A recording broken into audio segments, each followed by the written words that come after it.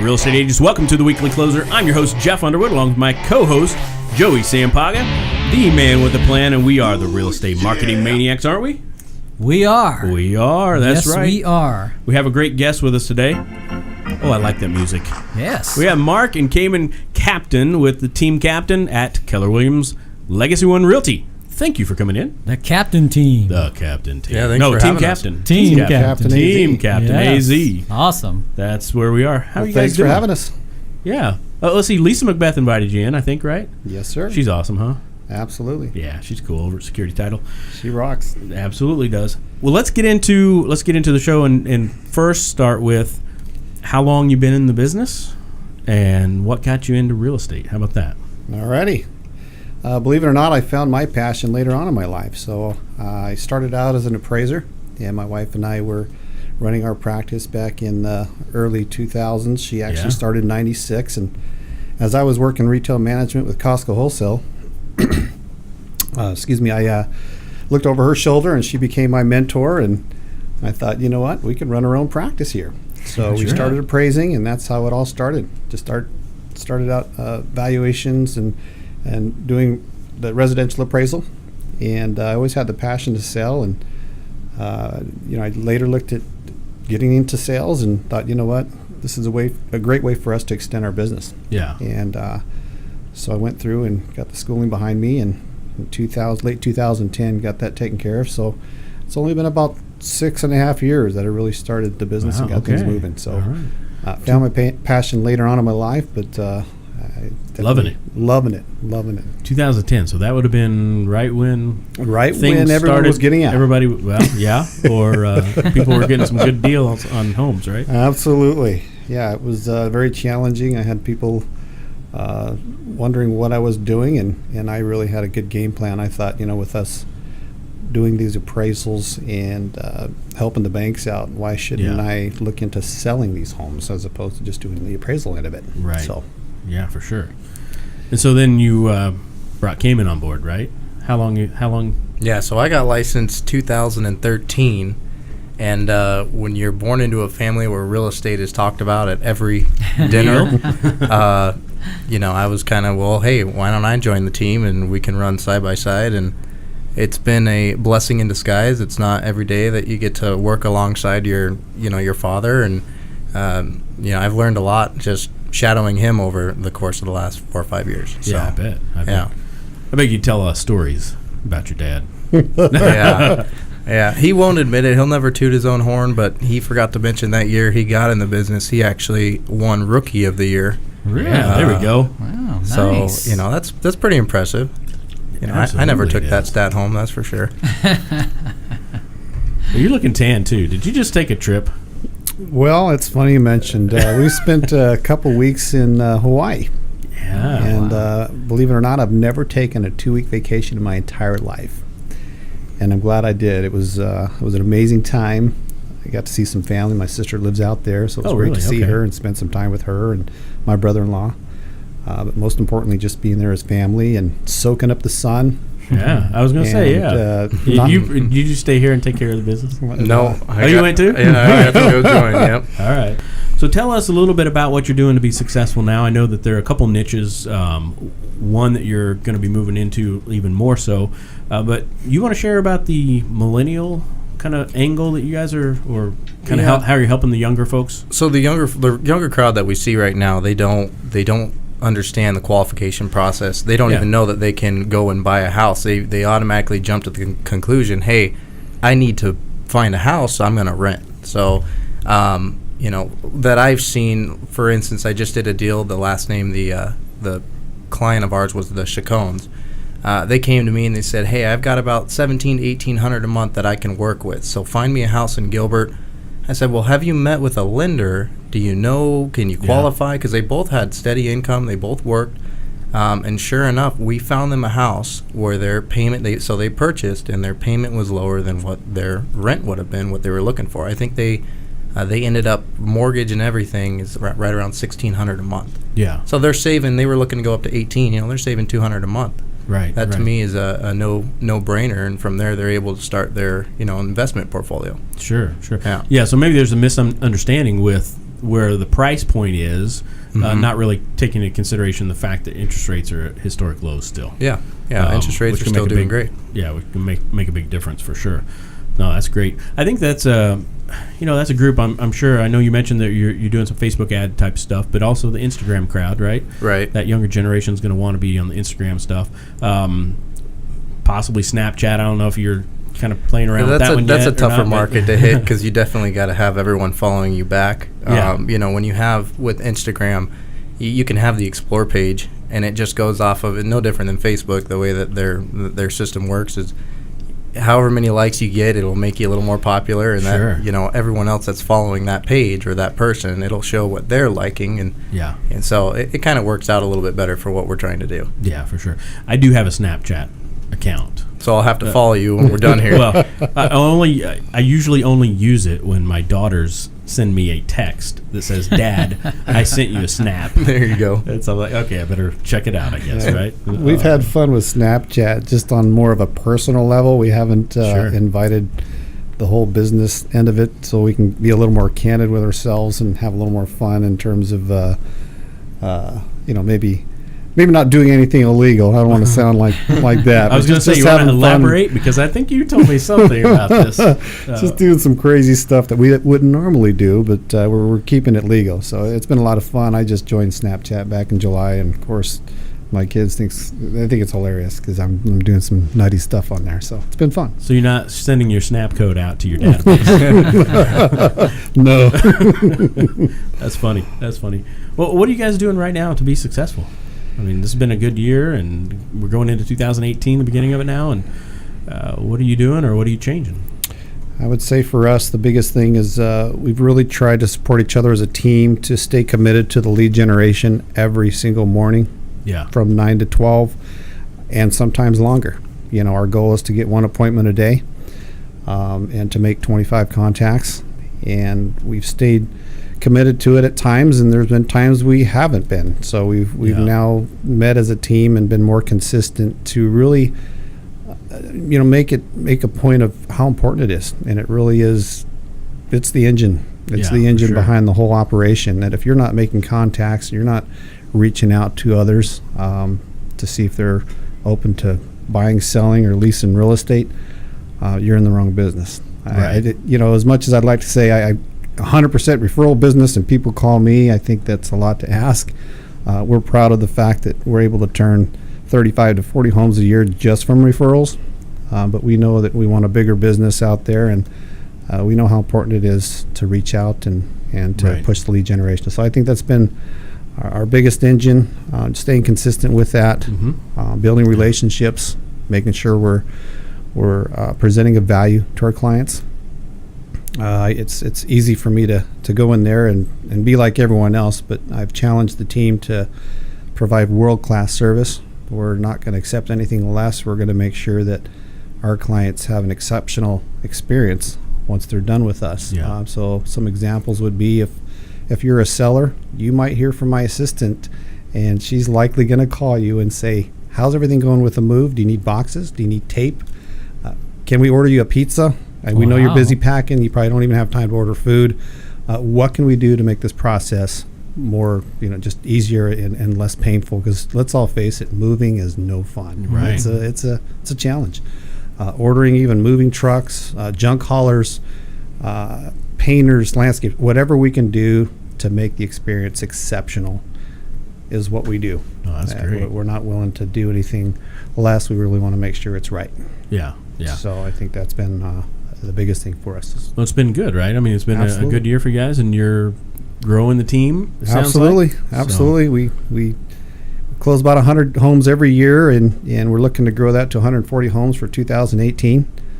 So Wow, just that's short good. of 30 million this year, and our goal is to push 40 million plus for 2018. So Cayman's got some work to do then, right? He's got some you work gotta to get do. We've brought on a new hire, so she's great. She's been with us for a year now, so she's got some Yeah. great skill sets behind her and training with us. And we're always looking for talent, so Yeah, for sure. I certainly look forward to growing our team. So it's been a right. lot of fun.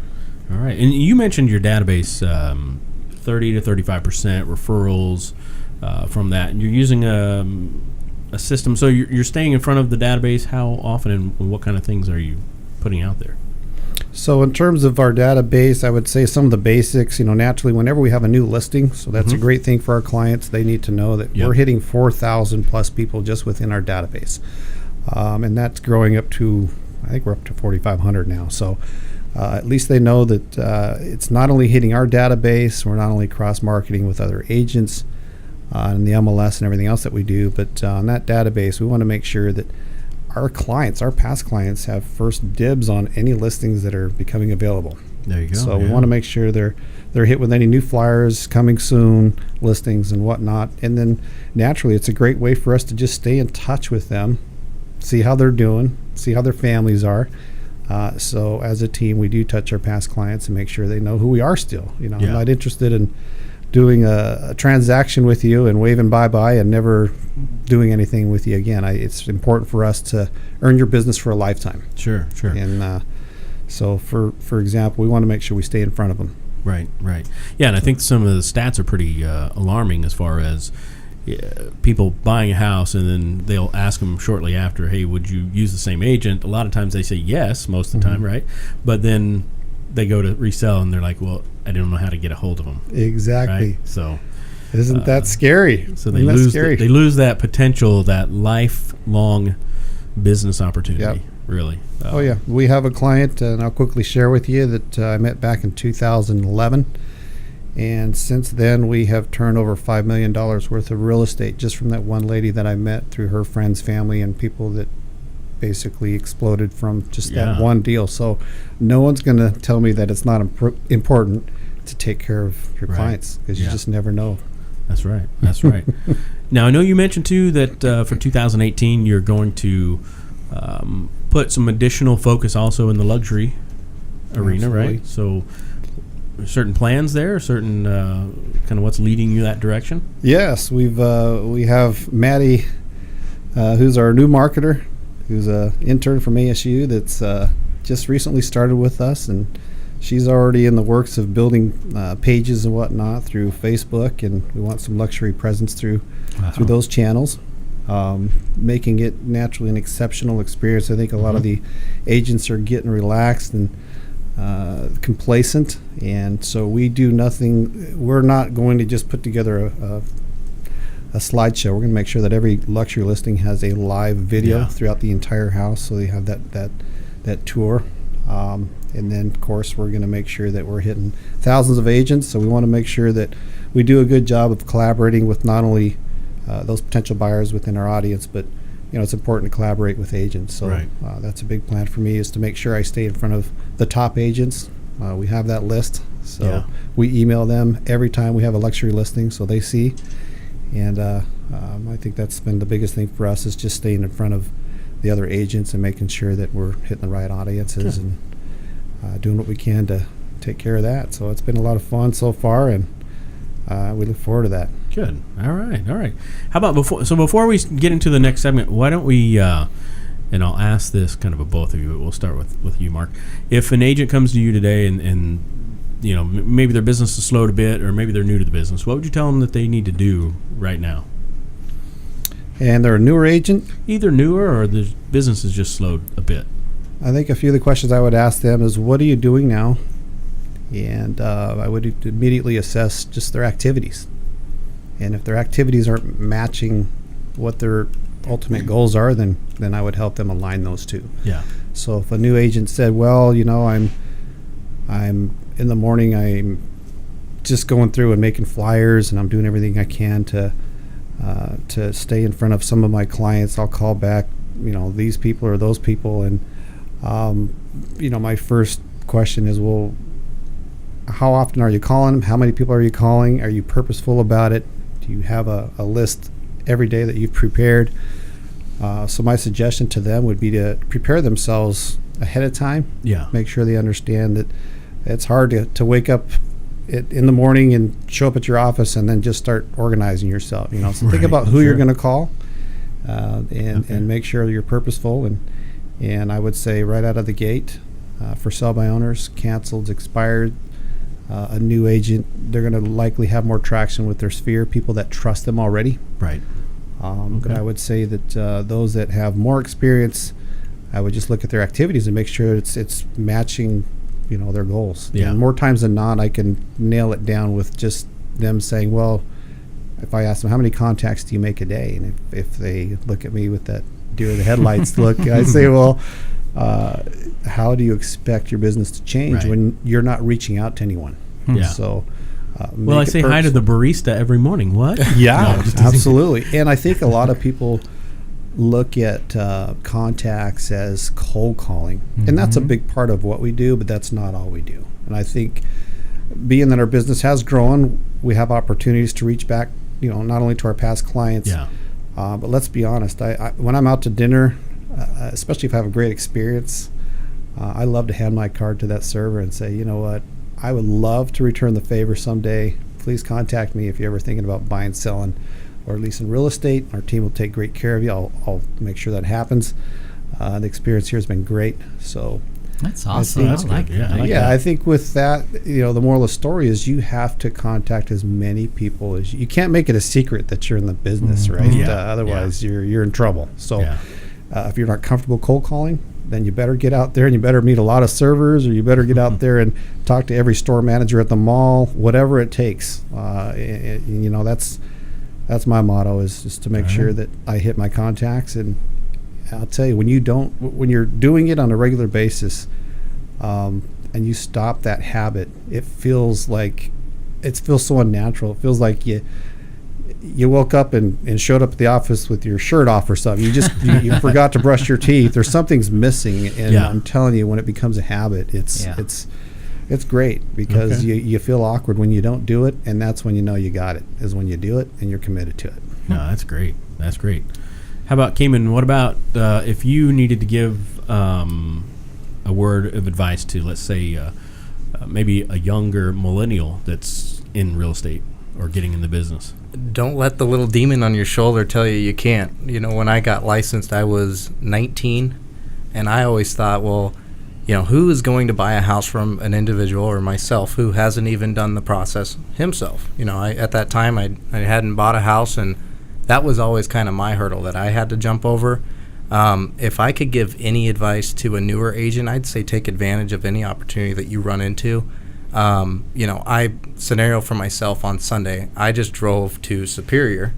I would have loved to, for one, sleep in and watch some NFL Sunday. But, I was working, and I drove an hour and a half to show a house to a client who's relocating from Minnesota. And we actually call these clients, she had a real estate agent but didn't want to go out there and show the house. So we call these clients orphan clients. So if they are previously working with another real estate team or an agent, and that agent isn't wanting to do the work, then we'll happily, take on that work. And, like I said, I drove out there and I got them under contract today. So they are going to be moving here on the 19th of next month. And, so going back on it, just taking any opportunity that you can have. If you have a renter that wants to look, I know it's not a standard commission, but it's still, you're still going to make some sort of money. And on top of that, you're making a relationship. Yeah. When I first got licensed, 33 transactions my first year, all rentals. Of the following year, about 5 of those 33 actually came and they repurchased through me. So, you just you start that foundation. You got to grow somehow. So if I could give any advice, it'd be just take advantage of every opportunity that prevails itself. Don't, I run into a lot of situations where agents kind of get in that mode where, it's a lower price point. That's too much of a headache. I don't want to deal with that. Yeah. But just, take advantage of it. Yeah, for sure. No, that's great. Good advice. Are you guys ready? Let's do it. To get in the ring? All right, let's do this. Here we go. and you guys can either both answer or one or the other, however you want to handle this. What's the best advice that anyone has ever given you? I'd say, coming from my father, don't sweat the small stuff. Don't worry about things that are out of your control. Because we often worry about things that are so out of our control. Yeah. And I thought that was a great piece of advice that he gave me, and I try to as much as I'm disciplined and want this to happen and that to happen, there's times where I'm just going to let loose a little bit and say, you know what, can't control it. Yeah. So there's no reason to worry about it, right? So. Yeah, we had somebody on the show and they said it's just real estate. Yeah. No one's gonna die. We're not performing surgery here. Yeah, absolutely. So, you want to add anything, or? Going back to college baseball days, I think one of the biggest rules that we had on the team is if you're on time, you're late. So, I kind of take pride in showing up 10, 15 minutes early before I meet with any client, and whether it's firing up the lights or even going and grabbing a Starbucks for the client before we go and view some homes. So I kind of take pride in that. If you come into the office, I'm at my desk almost every morning by 9 a.m., no later. And the same thing whenever I run around with clients, got to make sure you're on time. No, that's great. Great advice. How about your favorite mobile app? Favorite mobile app? Yeah. Well, it's not going to be real estate related. I know that if I'm on Southwest or American Airlines and I'm booking a trip, and that would definitely have to be my favorite app. I mean, there's always the other tools with your GPS and whatnot, but that comes to mind first because I know I'm going to go on a trip and you like to travel, enjoy myself. Absolutely. How about yours? Anything Snapchat. Snapchat. Right? Any social media, Snapchat, Instagram, something like that. Nice. All right. How about book recommendation? Well, I'm not much of a book reader, but the few books that I have read, I would say, Gary Keller's put out a book, The One Thing. Mm-hmm. And, he's right. As much as we all think we're multitaskers and we can take on the world, and we may have, 10 balls in the air and 18 irons in the fire, the reality is you're going to do average with most everything if you're not focused on the one thing. That's and right. I think if you really sit down in the mornings or late at night, whenever your prime time is, to really have that time with yourself, and you really look at what's most important, you're going to be so much more productive, and you're going to allow your focus to be just on that one thing, as opposed to allowing all these other distractions into your life. Yeah. And not that everything's not important, but as soon as you start prioritizing, it's almost scary. You start prioritizing everything. How can I get there quicker, or how can I save money there, and who can I leverage with that? So that's one thing that One Thing book has been great. I'm excited to read it again. Yeah, no, it's a great read. I try to explain that part of the book, the multitasking thing, to my wife. That might have been a mistake, but because she says she can do it. So women are great at that it. chapter Women was are written different. for men. That's right. That's Absolutely right. So I'll just go along with that. Absolutely. I don't know. My wife does all the things she does, and sometimes things will fall to the wayside, but I guarantee you that her grade's going to be much higher than mine in terms of getting multiple things done at once. Sure. Cayman, you want to add one? He actually took mine. The One Thing, that was that book, when I actually read it and I kind of bought into the program, there was when I originally got licensed, I was in and out of it, kind of pushed back a little bit, and it was one of those things, you don't want to listen to Dad. You want to do it on your own, right?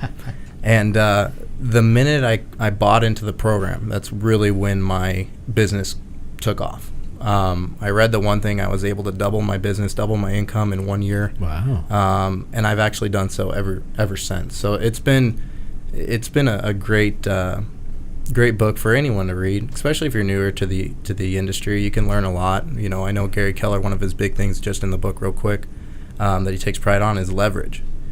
You got to have leverage for your time in order to grow your business. So you got to make sure you have all the right tools in your belt to make that make that happen. Absolutely. How about a productivity tool or software that you use on a regular basis? I would definitely say Insightly's been great. It's our CRM as well, but just keeping us on task. The reminders on the mobile phone as you're out and about, it's great to have those pop-ups.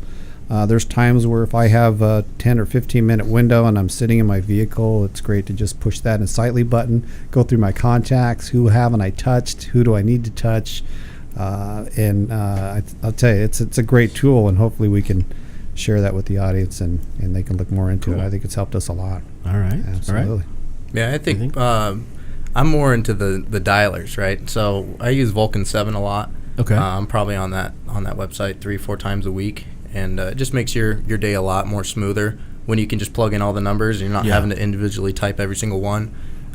You just feel you're more effective throughout your day. All right. All right, and we'll have you draw one more question Uh-oh. out of the mask. This is beautiful. What is that, velvet?